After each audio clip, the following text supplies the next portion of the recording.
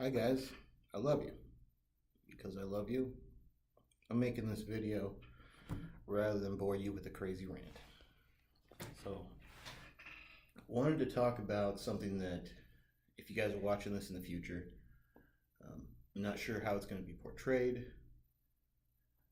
I have a feeling that even if Donald Trump is still around, if you're watching this, if he decides to run again for president and wins, this will be an interesting video to watch. So, Donald Trump is the accidental president.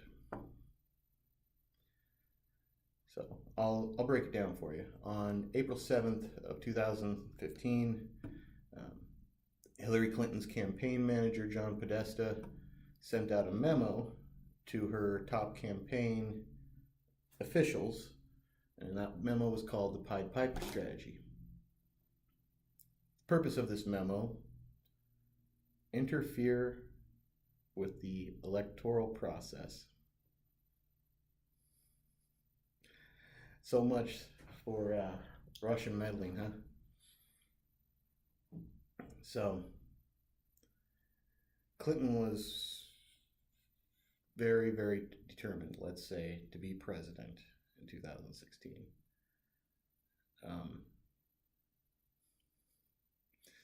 So, according to that memo, the Pied Piper candidate would be elevated by the press, highlighting an extreme conservative position, undermine any credibility of the trusted Republicans that were out there, like a Rand Paul or maybe even a Jeb Bush, and to muddy the waters against any complaints or attacks lodged at Hillary Clinton.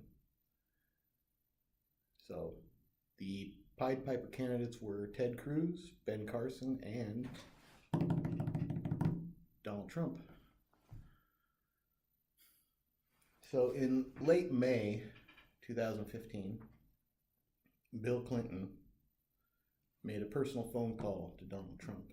And this is sourced by several people within, I believe, both campaigns at the time, but at least by President Clinton's aides confirmed this, that he encouraged Donald Trump to run for president.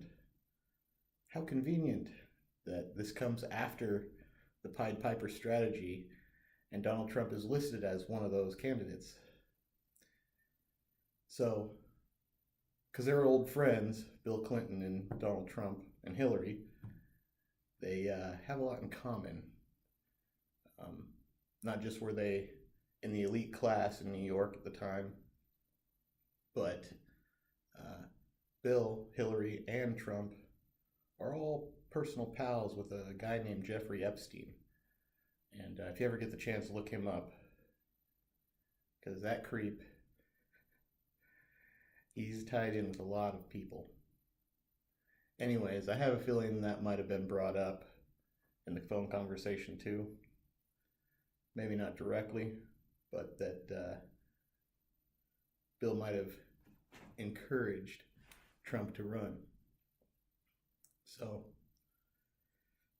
Trump was, well, chosen as the Pied Piper candidate. So, in June 15th, or June, 16th, 2015, Donald Trump comes out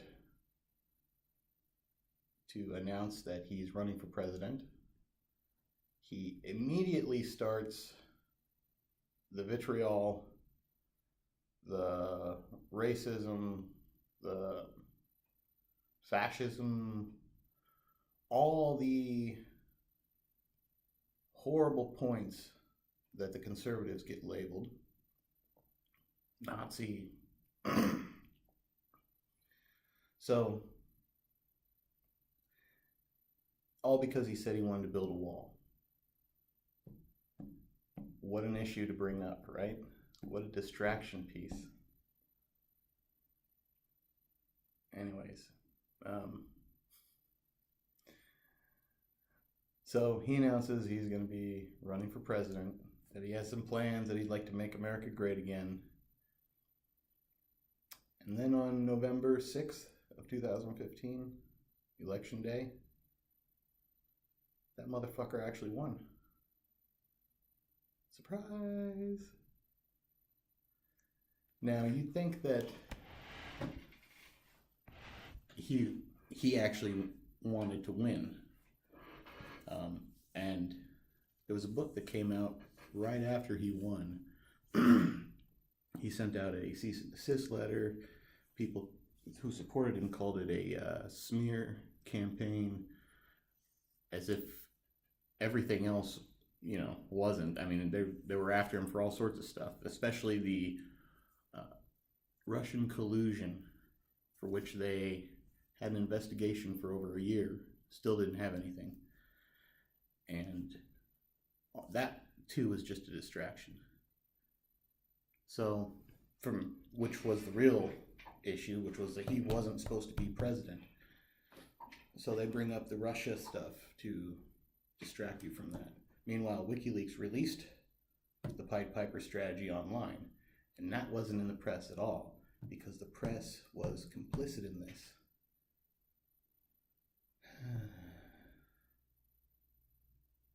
Yeah. So here's some excerpts from a book by Michael Wolff, who was inside the Trump campaign, describing the mood of the campaign, the real mood of the campaign, the real motivations behind the campaign, and the reaction after he won. So, Trump expected to lose the presidential race to Democrat Hillary Clinton, and had already planned to return to private life after the campaign was over.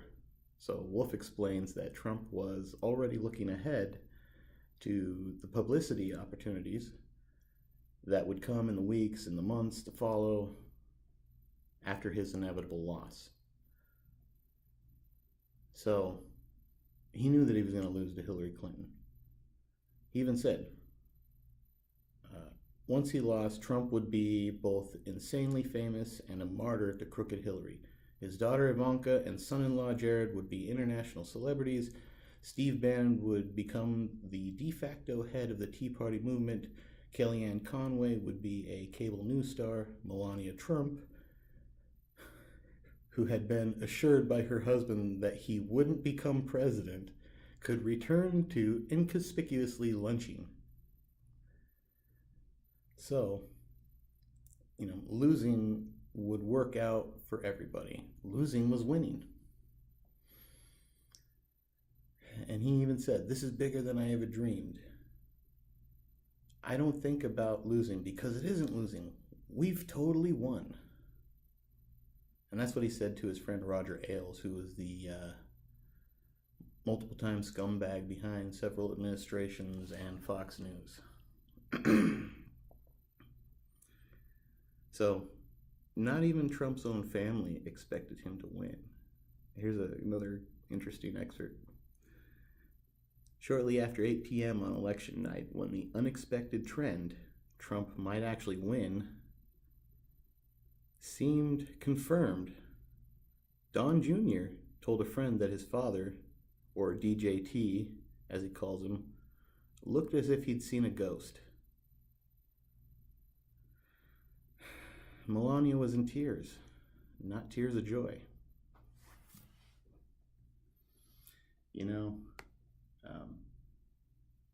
Trump's campaign insiders didn't expect him to win either. There was, quote, in the space of little more than an hour, in Steve Bannon's not unamused observation, a befuddled Trump morphing into a disbelieving Trump and then into a horrified Trump. But still to come was the final transformation. Suddenly, Donald Trump became a man who believed that he deserved to be and was wholly capable of being the President of the United States. That could just be his narcissism kicking in. So why hasn't the media brought this up? Not even now, a year afterwards. And I'm wondering if in the future you know about this, besides me in this video. He wasn't supposed to be president. He was propped up by Hillary. All the people out there that are foaming at the mouth over Trump being in the office, that are just dying, crying, wanting to move to Canada when he got elected, you have Hillary to blame. It's like they don't want to believe it because the media doesn't tell them. And the media is still at it. The media is still attacking Trump 24/7 over every little thing.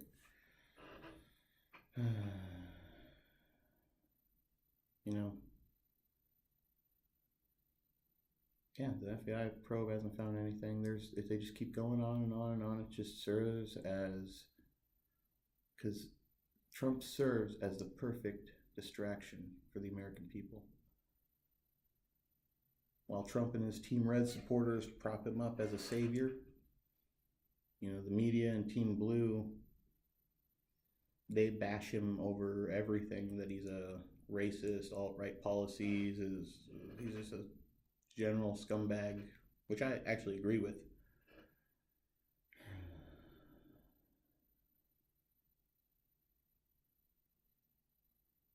My sons, if you are watching this, you know, in the future and I don't know what kind of future you're going to get with Trump in it, like, be prepared for the same old agenda, because he's just another puppet. He's just now being controlled by the same corporate elite class that own everything, the same Wall Street class that owns everything. He's just playing along. Like George Carlin said, just a reed in the wind. Doesn't matter. Because both sides are bought and paid for, and as long as we're fighting each other over both sides, nothing's going to change. We are slaves to that two-party system. It's that illusion of choice.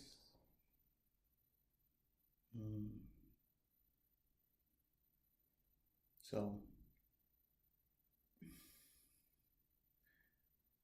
don't believe the media about Trump, because they're just lying and propping him up for a reason. And his supporters, who genuinely want to support him because he's just Republican and they've chosen Team Red and that's just what they're going to do, don't listen to them, because they're brainwashed when they tell you that you're wrong, because they're going to tell you that you're wrong. If this hasn't come to light in the future at all, and you see this, like, say, I don't know, 4 or 5 years from now, more maybe, and Trump is still in office, or he has been impeached by now, and the narrative's totally different, but he's still a scumbag and still this or that, don't believe it. If you want to see the true Donald Trump, I'll link a clip of him in the WWE, I believe, whatever it is, as he's playing a heel. Like, that's his role. That's his official role. He was chosen to be the heel in wrestling, and that's what he's playing. He's continuing to play that, and everybody's just eating it up. God, we love that shit. It's sad that's happening to America, the country that I love, and the country that you're inheriting.